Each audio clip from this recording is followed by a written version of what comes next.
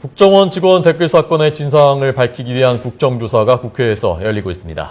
오늘 법무부 기관보고에서 민주당 측은 국정원이 NLL 관련 대화록을 여당에 유리하게 편집해 선거에 이용했다는 주장을 제기했습니다. 여당은 국정조사 대상이 아니라면서 강하게 반발했습니다. 국회 연결합니다. 김연아 기자. 네, 국회에 나와 있습니다. 네, 민주당 측에서 제기한 의혹 어떤 내용인가요?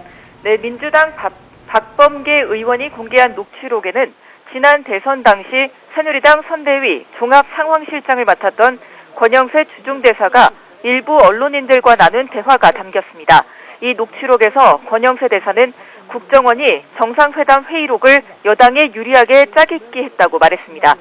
이명박 정부 때 원세훈 국정원장이 남북 정상회담에 담긴 NLL 관련 내용을 다시 끼워 맞춰 요약본을 만든 뒤 이 요약본을 청와대에 보고했고 이것이 새누리당 정문선 의원에게 넘어갔다고 말했습니다.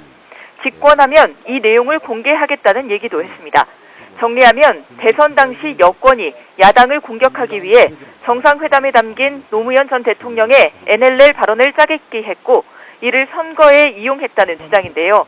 이에 대해 새누리당이 법무부 국정조사 기관보고의 대상이 아니라고 주장하면서 공방이 벌어졌습니다.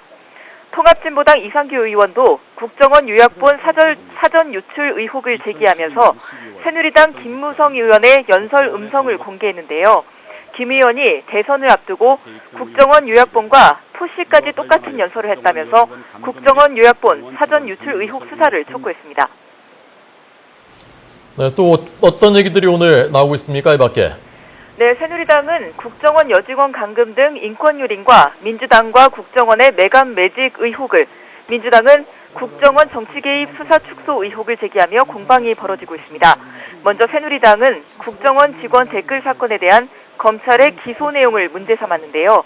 국정원 대북심리단 직원의 댓글 5천여 개 가운데 선거법 위반 대상은 73건으로 극히 적은 데다 내용에서도 문제가 될 부분이 별로 없는데 검찰이 무리하게 기소했다고 추궁했습니다. 이에 대해 황교안 법무장관은 문제가 된 댓글은 후보자의 정책에 대한 단순한 찬성이나 반대는 아니었다고 답했습니다.